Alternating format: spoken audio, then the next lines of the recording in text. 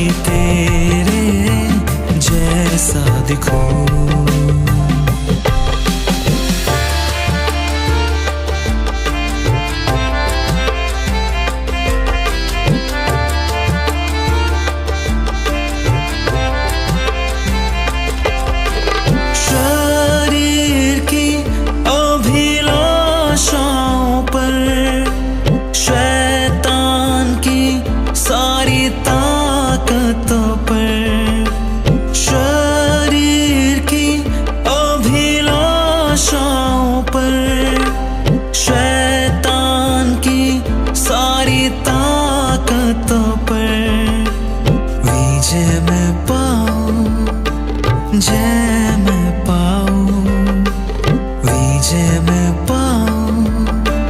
जय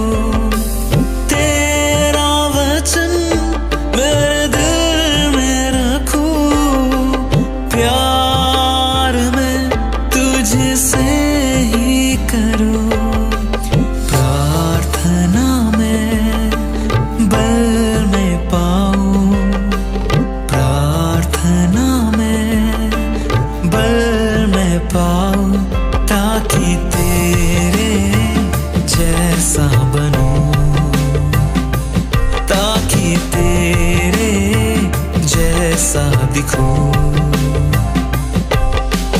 पवित्र मुझे बनावे प्रभु, शुद्ध मुझे कर दे प्रभु। पवित्र मुझे बना दे प्रभु, शुद्ध मुझे कर दे प्रभु, ताकि तेरे जैसा दिखूं, ताकि तेरे जैसा दिखूं। आओ प्रार्थना करिए। पवित्र प्रभु તમારો આભાર, ધન્યવાદ ધન્યવાદ, સ્તુતિને યોગ્ય, મહિમાને યોગ્ય પરમેશ્વર પિતા, હાલેલુયા પ્રભુ, તમારી સ્તુતિ કરીએ છીએ। તમારી હાજરીમાં નમ્યા છે ત્યારે સર્વમાન, મહિમા અને ગૌરવ તમને આપીએ છીએ। આજની અમારી શાસ્ત્ર અભ્યાસની સંગત આશીર્વાદિત કરો, તમારા આત્માથી ભરો, તમારા વચનોની સત્યતા પ્રગટ થવા દો અને એમાં જીવન જીવવા અમને કૃપા પૂરી પાડો। સર્વ મહિમા તમને આપતા પ્રભુ ઈસુમાં પ્રાર્થના માન્ય કરો, amen. Hallelujah, praise the lord. પ્રભુ ઈસુના નામમાં આપ સર્વને પ્રેમી સલામ। અત્યાર સુધી આપણે શીખ્યા કે આપણી સાચી ઓળખ ઈસુ ખ્રિસ્તમાં શું છે, what is our true identity in Christ Jesus, અને લગભગ 33 જેટલી ઓળખ પ્રભુના વચનના આધારે આપણે જોઈ કે આપણે ખ્રિસ્તમાં કોણ છીએ, અને એ મને તમને ડિગ્નિટી આપે છે, એ મને તમને વિશેષ સ્થાન અને હોદ્દો આપે છે કે આપણે કેવું જીવન જીવવાનું છે, કેવું કેરેક્ટર મારું ને તમારું હોવું જોઈએ, એના આધારે એ નક્કી થાય છે। અને માટે આજથી આપણે એક નવો વિષય શરૂ કરી રહ્યા છે, અને છે ક્રિશ્ચિયન કેરેક્ટર અથવા કેરેક્ટરિસ્ટિક્સ ઓફ ક્રિશ્ચિયન પર્સન। ખ્રિસ્તી વ્યક્તિને જીવનમાં એની લાક્ષણિકતાઓ, એ શું હોવું જોઈએ, કેવું જીવન હોવું જોઈએ, ઈશ્વર શું ઈચ્છે છે, કેવી રીતે આ પૃથ્વી પર જીવન જીવવાનું છે, એના સંદર્ભમાં આપણે પ્રભુનું વચન જોવા માંગીએ છીએ। અને માટે આપણે પ્રભુનું વચન વાંચીએ। એમાં આજે જે જોવા માંગીએ છીએ એ છે ઇન્ટેગ્રિટી, જેનો ગુજરાતીમાં મતલબ થાય છે નિષ્ઠા, સત્યનિષ્ઠા, પ્રમાણિકપણું, પ્રમાણિકતા, આ એના મતલબ થાય છે। આપણે વચન વાંચીએ, નીતિવચન 20 અને 7। નીતિવચન 20 અને 7। ન્યાયી માણસ પોતાના પ્રમાણિકપણામાં ચાલે છે, તેને અનુસરનાર તેના પરિવારને ધન્ય છે। ન્યાયી માણસ પોતાના પ્રમાણિકપણામાં ચાલે છે। ન્યાયી વ્યક્તિની, ખ્રિસ્તી વ્યક્તિની જે લાક્ષણિકતા છે એ અહીંયા આગળ દર્શાવવામાં આવી છે। પહેલી લાક્ષણિકતા જે આપણે જોવા માંગીએ છીએ અને છે ઇન્ટેગ્રિટી, પ્રમાણિકતા. અને આ પ્રમાણિકતા એટલે કે એવું જીવન, એવું ક્વોલિટી ભરેલું જીવન કે જેની અંદર નૈતિક મૂલ્યો હોય, પ્રામાણિકતા હોય, શુદ્ધતા હોય, સત્યતા હોય, જેમાં જૂઠનું કોઈ સ્થાન ના હોય. અને આ કેરેક્ટર એ વિશ્વાસથી ઈસુ ખ્રિસ્તમાં મને અને તમને મળે છે. અને માટે પ્રભુની સ્તુતિ કરીએ. જગતની અંદર આ કેરેક્ટર જોવા મળતું નથી. જૂઠ અને દરેક પ્રકારની અશુદ્ધિ, દરેક પ્રકારની અનૈતિકતા, અપ્રમાણિકતા, ખોટી સમજણ, ખોટો ન્યાય અને બધું જ જોવા મળે છે. પણ ઈસુ ખ્રિસ્ત પર વિશ્વાસ કરનાર એ આ કેરેક્ટર પ્રાપ્ત કરે છે કે જે નૈતિક છે, જે શુદ્ધ છે, જે સાચું છે, પ્રમાણિકપણાનું જીવન. અને માટે પહેલી બાબત આપણે જે જોવા માંગીએ છે કે આ જે ઇન્ટેગ્રિટી છે, આ જે પ્રમાણિકતા છે, એ એવા હૃદયમાં શરૂ થાય છે કે જે ઈશ્વરને આધીન છે, જે ઈશ્વરને સમર્પિત છે. એવા જીવનમાં આપણે પ્રમાણિકતા જોઈ શકીએ છીએ. અને માટે પ્રમાણિક વ્યક્તિ એ છે કે જે ઈશ્વરને આધીન છે. એનામાં એ ઈશ્વરની પ્રમાણિકતા જોવા મળે છે. આપણે પ્રભુનું વચન વાંચીએ, ગીતશાસ્ત્ર તેનો 15મો અધ્યાય, પહેલી અને બીજી કલમ. આખો 15મો અધ્યાય તમે વાંચી શકો છો, પણ પહેલી અને બીજી કલમ આ પ્રમાણે કહે છે, હે યહોવા, તમારા મંડપમાં કોણ નિવાસ કરશે? તમારા પવિત્ર પર્વતમાં કોણ વાસો કરશે? જે સાધુશીલતા પાળે છે અને જે ન્યાયથી વર્તે છે અને જે પોતાના હૃદયમાં સત્ય બોલે છે તે. અને અહીં આગળ જે વચન આપણને જોવા મળે છે કે ઈશ્વરની સાથેનું જોડાણ, ઈશ્વરની પવિત્રતામાં કોણ વસી શકે, કોણ રહી શકે, તો ત્યાં આગળ એનું આખું વિવરણ કર્યું છે. અને આખો 15મો અધ્યાય તમે વાંચો તો એ બધી જ બાબતો એ ઇન્ટેગ્રિટી સાથે જોડાયેલી બાબતો છે. ઇવન ગીતશાસ્ત્ર 34 તેની 3જી અને 4થી કલમ વાંચો તો ત્યાં પણ એ જ વચનો લખવામાં આવ્યા છે, જેમાં કહે છે કે જેનું હૃદય નિર્બળ છે તે, જેના હાથ શુદ્ધ છે, જેનું હૃદય નિર્બળ છે, શુદ્ધ, પવિત્ર છે, તે ઈશ્વરની સ્તુતિ કરી શકે છે, ઈશ્વરની હાજરીમાં આવી શકે છે. અને માટે દાઉદ જ્યારે એ પસ્તાવાની પ્રાર્થના કરે છે, ગીતશાસ્ત્ર 51 આખો અધ્યાય, ત્યારે તેની 6ઠી કલમમાં દાઉદ કહે છે, તું અંતઃકરણની સત્યતા માંગે છે. જે પવિત્ર જીવન છે, જે પ્રમાણિકપણાનું જીવન છે, જે નિષ્ઠાભર્યું જીવન છે, એ ઈશ્વરની સાથે જોડાયેલું છે.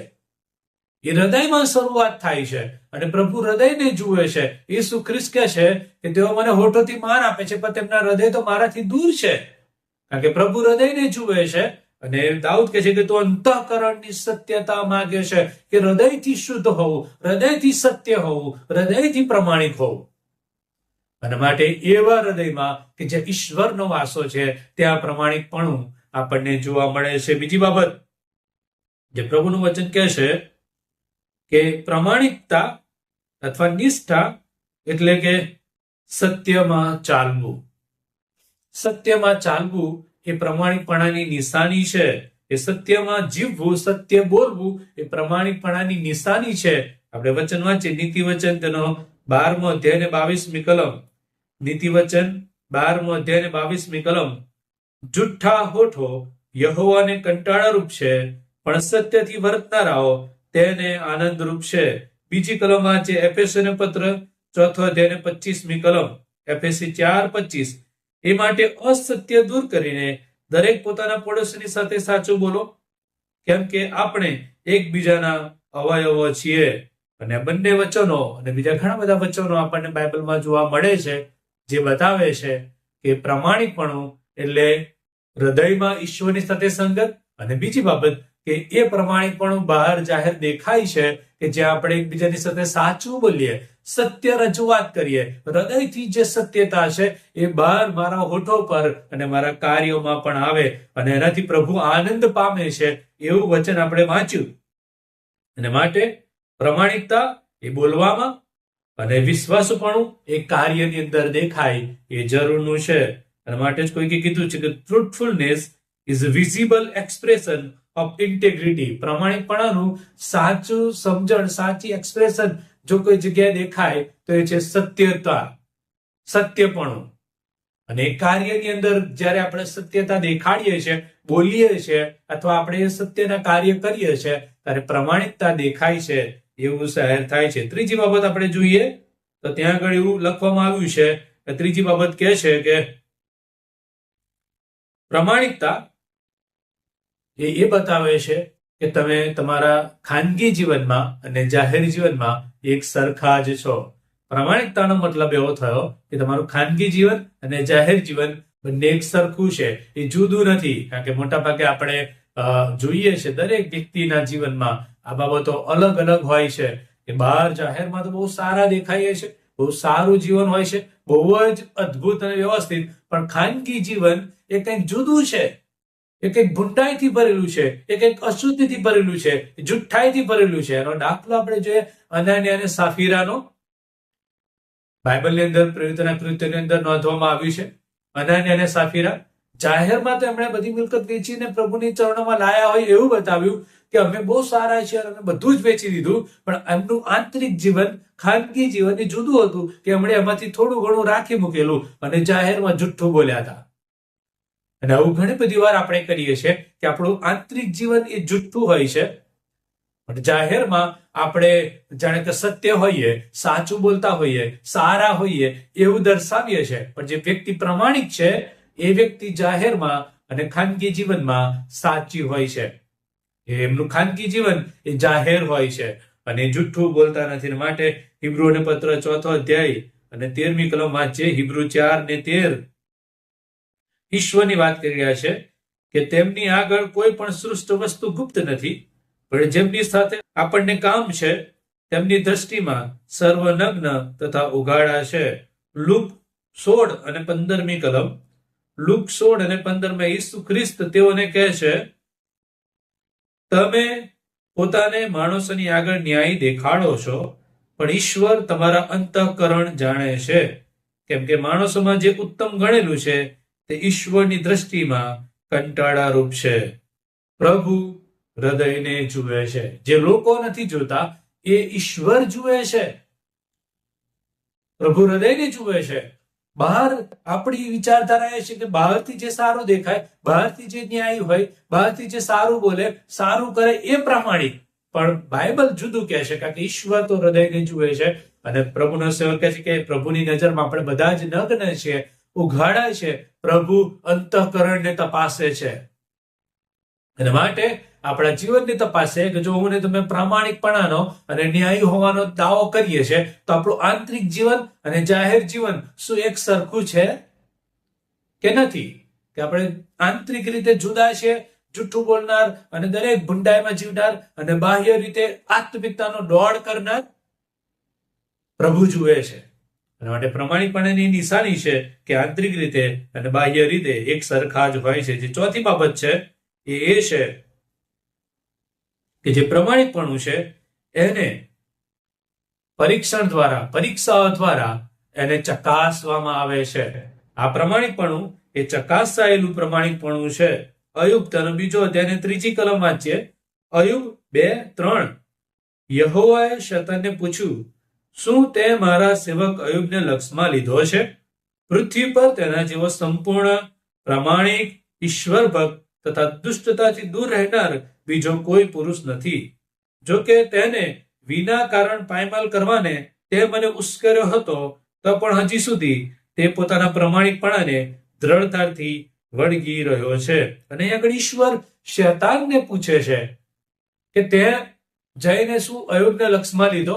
તે મને ઉશ્કેર્યો માટે એના આખા શરીરમાં એ થઈ ગયા, કોળ નીકળી ગયો, આખા શરીરમાં ફોડલા પડી ગયા અને એનું આખું કુટુંબ, એના બાળકો બધું જ ખલાસ થઈ ગયું, બધું જ છેન વિન થઈ ગયું, બધું જ ખેદાન મેદાન થઈ ગયું. પણ કહે છે કે મારો ન્યાયી સેવક એ તો કહે છે કે પ્રમાણિકપણાને વળગી રહ્યો છે, એ દ્રઢતાથી વળગી રહ્યો છે, એ હજુ પણ ન્યાયી છે, એના હૃદયમાં હજુ પણ કંઈ ખોટું નથી.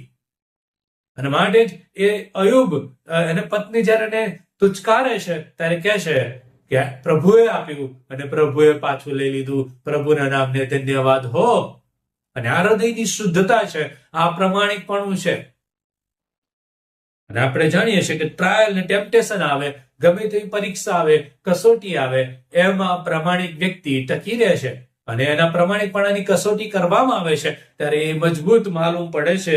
દાનિયેલ તેના 6 અધ્યાયની અંદર આપણે જાણીએ છીએ કે દાનિયેલની વિરુદ્ધમાં એ લોકોએ એની વિરુદ્ધમાં પુરાવા એકઠા કરવા માટે એવું ફરમાન રાજા દ્વારા જાહેર કરવામાં આવ્યું કે કોઈની ભક્તિ કરવાની નહીં, કોઈની પ્રાર્થના કરવાની નહીં. પણ દાનિયેલ તો એની પ્રોપર વ્યવસ્થા પ્રમાણે, એની ચોક્કસ ઈચ્છા પ્રમાણે એ રોજ દિવસમાં 3 વાર જેમ યરુશલેમની સામે જોઈને પ્રાર્થના કરતો હતો, એમ ઘૂંટણે પડીને પોતાના ઘરમાં એને પ્રાર્થના કરી. એને એનું પ્રમાણિકપણું મૂકી દીધું નહીં પ્રાર્થના કરવાનું. એ સતત તકલીફમાં પણ પ્રાર્થના કરતો રહ્યો અને એને સિંહોના બીડમાં નાખવામાં આવ્યો, પણ ઈશ્વરે તેને બચાવ્યો. આ છે પ્રમાણિકતા. ઇબ્રાહિમના માટે પણ આપણે જાણીએ છીએ કે ઇબ્રાહિમને પણ પસંદ કરવામાં આવ્યો અને કીધું કે તને તારો સંતાન આપવામાં આવશે, અને 100 વર્ષે ઇબ્રાહિમને સંતાન પ્રાપ્ત થયું. પ્રભુ એની કસોટી કરે છે કે ઇબ્રાહિમ, તારો એકનો એક દીકરો ઈસાક, જેના પર તું પ્રેમ કરે છે, તેને તું લઈને ચાલ્યો જા અને જે પહાડ બતાવું ત્યાં જઈને તું તેનું અર્પણ કર. અને ઇબ્રાહિમ તૈયાર થઈ ગયો. એ પ્રમાણે કરે છે અને છરો ઉગામીને પોતાના દીકરાને મારવાને માટે પણ તૈયાર થઈ જાય છે. આ છે પ્રમાણિકપણાની કસોટી, જેમાંથી પ્રભુના સેવકો પાર નીકળ્યા અને તેઓ પ્રામાણિક છે, ઈશ્વરને આધીન છે, એ જાહેર થયું. મારા અને તમારા જીવનમાં પણ નૈતિક જીવનને લીધે, સાચું બોલવાના લીધે, પ્રમાણિકપણાને લીધે ઘણી બધી કસોટી આવે છે, ઘણા બધા ટેમ્પટેશન આવે છે, ઘણી બધા પ્રશ્નો ઉભા થાય છે. શું એમાં આપણે આ પ્રભુના સેવકોની જેમ સ્થિર અને દ્રઢ રહી શકીએ છીએ? પ્રમાણિક રહી શકીએ છીએ? સાચું બોલી શકીએ છીએ? સત્યનો સાથ આપી શકીએ છીએ? ન્યાયી વર્તન કરી શકીએ છીએ? કારણ કે પ્રમાણિકપણું એ ત્યારે જ દેખાય, ત્યારે જ સાબિત થાય જ્યારે તકલીફ આવે, મુશ્કેલી આવે, કસોટી આવે, પરીક્ષા આવે, ત્યારે જ એ પ્રમાણિકપણું સાબિત પણ થતું હોય છે. અને એ વાત આપણે વિચારવાની જરૂર છે. માટે આપણા જીવનમાં આવતી બધી તકલીફો ઈશ્વરના નામમાં આવે છે, ઈશ્વરની સત્યતાને લીધે આવે છે. ત્યારે આપણે આનંદ કરીએ, હરખાઈએ, કારણ કે પ્રભુ મન અને તમને મજબૂત કરી રહ્યા છે, પ્રભુ મન અને તમને સહાય કરી રહ્યા છે. 5મી બાબત એ આપણે જોવા માંગીએ છીએ કે આ પ્રમાણિકપણું ઈશ્વર તરફથી આશીર્વાદ અને તેની કૃપા લઈને આવે છે. પ્રમાણિકપણું એ ઈશ્વરનો આશીર્વાદ લઈને આવે છે. નીતિવચન 2 અધ્યાયની 7મી કલમ, નીતિવચન 2:7. તે સત્યજનોને માટે ખરું જ્ઞાન સંગ્રહી રાખે છે, પ્રમાણિકપણાથી વર્તનારને તે ઢાલ રૂપ છે. ગીતશાસ્ત્ર 84 ને 11મી કલમ, ગીતશાસ્ત્ર 84 ને 11મી કલમ. કેમ કે યહોવા ઈશ્વર સૂર્ય તથા ઢાલ છે, યહોવા કૃપા તથા ગૌરવ આપશે, ન્યાયથી વર્તનારને માટે તે કંઈ પણ સારવાનું રોકી રાખશે નહીં. અને બંને જગ્યાએ આપણે જાણીએ છીએ કે જે ન્યાયથી વર્તે છે, નેકીથી વર્તે છે, પ્રમાણિકપણે વર્તે છે, સત્યતાથી વર્તે છે, એના માટે ઈશ્વર પોતે ઢાલરૂપ બને છે. એના માટે ઈશ્વર પોતે દરેક આશીર્વાદો આપે છે, કંઈ પણ સારી બાબતો રોકી રાખતા નથી. અને માટે પ્રમાણિકપણું એ આશીર્વાદ લઈને આવે છે, એની સાથે આશીર્વાદ જોડાયેલા છે. અને માટે પ્રભુનો આભાર માનીએ કે પ્રભુએ મને તમને કેવળ ને કેવળ આશીર્વાદિત કરવાને માટે એ પોતાના દીકરાને પૃથ્વી પર મોકલ્યો કે જેના દ્વારા આપણે તેના ન્યાયપણામાં વૃદ્ધિ પામીએ. અને નીતિવચન 1:7 કહે છે કે યહોવાનો ભય વિદ્યાનો આરંભ છે. એ જ્ઞાન એ ઈશ્વર તરફથી જે છે એ ઈશ્વરના ભયમાં છે. એના ભયમાં રહેવું, એનો મતલબ કે એની અધીનતામાં રહેવું, એના સ્ટાન્ડર્ડમાં રહેવું, એની યોગ્યતામાં રહેવું. અને એમ કરવામાં હું ને તમે આશીર્વાદિત થયા છે. ને જે 6ઠ્ઠી બાબત છે એ બતાવે છે કે આ પ્રમાણિકપણા માટે સૌથી ઉત્તમ એક્ઝામ્પલ જો કોઈ હોય તો ઈસુ ખ્રિસ્ત પોતે. ઈસુ ખ્રિસ્ત પોતે એ પ્રમાણિકતાનું સૌથી ઉત્તમ એક્ઝામ્પલ છે. અને યોહાન 14:6 ની અંદર ઈસુ ખ્રિસ્ત કહે છે કે માર્ગ, સત્ય અને જીવન હું છું, મારા આશ્રય વિના બાપની પાસે કોઈ આવી શકતો નથી. એમનો ક્લેમ છે, એમનો ક્લેમ છે. હિબ્રુઓને પત્ર 4 અધ્યાય અને 15મી કલમ વાંચીએ. હિબ્રુ 4:15. કેમ કે આપણી નિર્બળતા પર જેમને દયા આવે નહીં એવો નહીં, પણ સર્વ વાતે જે આપણી જેમ પરીક્ષણ પામેલા છતાં નિષ્પાપ રહ્યા એવા આપણા પ્રમુખ યાજક છે. અને ઈસુ ખ્રિસ્તના સંદર્ભમાં એ લખવામાં આવ્યું છે કે ઈસુ ખ્રિસ્તનું ખાનગી જીવન ને જાહેર જીવન એ ચોક્કસ રીતે પ્રમાણિકપણાથી ભરેલું હતું, ન્યાયીપણાથી ભરેલું હતું, સત્યતાથી ભરેલું હતું. અને માટે જ એ સત્યનું જીવન છે, એ સત્ય ઈશ્વર છે. અને ઈસુ ખ્રિસ્ત પૃથ્વી પર રહ્યા અને પ્રમાણિકપણે એ જીવન જીવ્યા. અને એ જ જીવન મારે અને તમારે પણ જીવવાનું છે.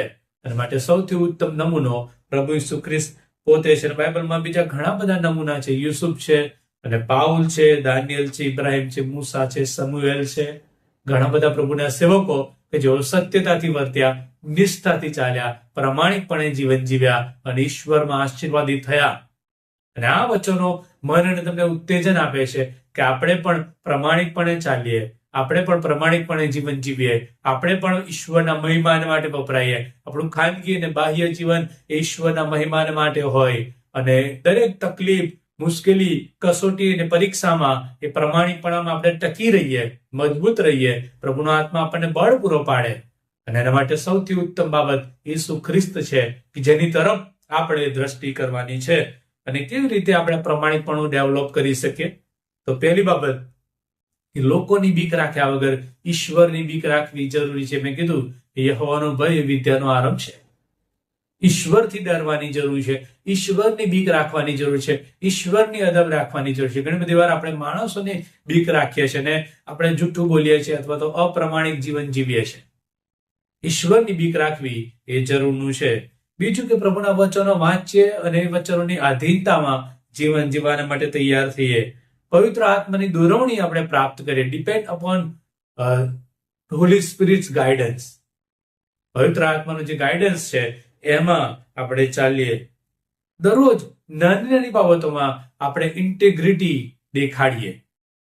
આ જાહેર જીવન છે એના માટે નાની નાની બાબતોમાં વિશ્વાસુ રહે અને ઈશ્વર મોટી બાબતો પણ આપે છે એ યાદ રાખીએ. માટે નાની નાની બાબતોમાં રોજ આપણે વિશ્વાસુ રહેવાના માટે પ્રયત્ન કરીએ અને આપણે સતત પસ્તાવ કરીએ અને કન્ફેસ કરીએ.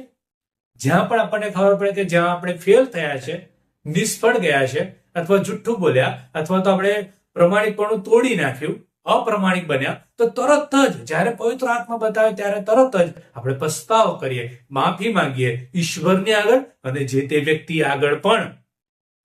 અને એ પ્રમાણિકપણાની નિશાની છે કે માફી માંગનારી વ્યક્તિ છે કે એને જ્યારે ખબર પડે કે એને કંઈક ખોટું કર્યું, અસત્ય બોલ્યા, જુઠ્ઠું બોલ્યા, અપ્રમાણિક છે, તો એ ઈશ્વરની આગળ પોતાનું હૃદય ખુલ્લું કરે છે, માફી માંગે છે અને જે તે વ્યક્તિને એને નુકસાન પહોંચાડ્યું છે એને પણ માફી માંગે છે. અને માટે આ પ્રમાણિકપણું એ ખ્રિસ્તી જીવનનું એક અંગ છે,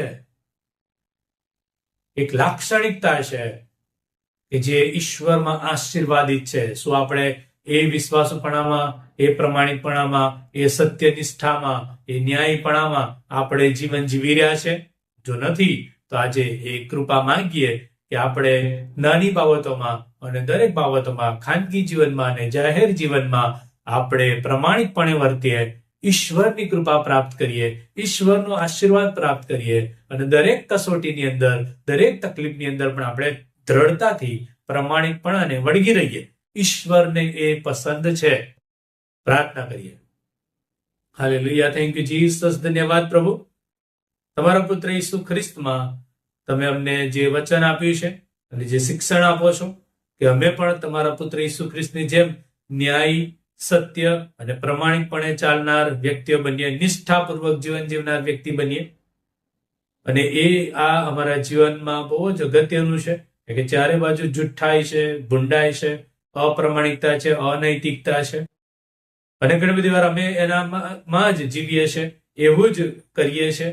પણ પ્રભુ અમને મદદ કરો, અમને સહાય કરો અને પ્રભુજી જગતની ભૂંડાઈ ને દુષ્ટ આધારે ને જગતના ધોરણ પ્રમાણે નહીં, પણ પવિત્રતાના ધોરણ પ્રમાણે, તમારા વચનના ધોરણ પ્રમાણે, ઈસુ ખ્રિસ્તના ધોરણ પ્રમાણે અમે પવિત્ર, પ્રમાણિક અને શુદ્ધ અને ન્યાયી જીવન જીવીએ. માટે અમને મદદ કરો પ્રભુ. તમારી મંડળી એ પ્રમાણિકપણે મંડળી બને. જે જગતમાં જુઠ્ઠાઈ અને ગુંડાઈમાં અમે તમારું સત્ય પ્રગટ કરનાર બનીએ, તમારું ન્યાયપણું પ્રગટ કરનાર બનીએ. અને પ્રભુ ગમે તેવી તકલીફ આવે, મુશ્કેલી આવે, એમાં પણ અમે સત્યતાનો સાથ આપીએ, પ્રમાણિકપણે ટકી રહીએ. માટે મદદ કરો. અને બાઇબલમાં જે તમામ પ્રભુજી તમારા સેવકો જેઓની કસોટી કરવામાં આવી, જેઓને મુશ્કેલી સમયની અંદર પણ તેઓ વિશ્વાસ અને ન્યાયી રહ્યા, અમે પણ એવું જીવન જીવ્યા. માટે મદદ કરો. અને આ પ્રભુજી અમારા જીવનમાં ખરેખર આશીર્વાદનું સ્થાન બને. માટે પ્રાર્થના કરીએ છીએ. સર્વ મહિમા તમને આપતા પ્રભુ ઈસુમાં અમારી પ્રાર્થના માન્ય કરો. આમેન. અને હવે આપણા તારનાર પ્રભુ ઈસુ ખ્રિસ્તની કૃપા, ઈશ્વર પિતાનો પ્રેમ, પ્રભુ પવિત્ર આત્માની દોરવણી સંગત સહાયતા, એનું પ્રમાણિકપણું અને ન્યાયપણું આપણે સર્વની સાથે, પ્રભુના લોકોની સાથે હમણાંથી સદા સર્વકાળ સુધી હોજો. Amen. Amen. Thank you. God bless you.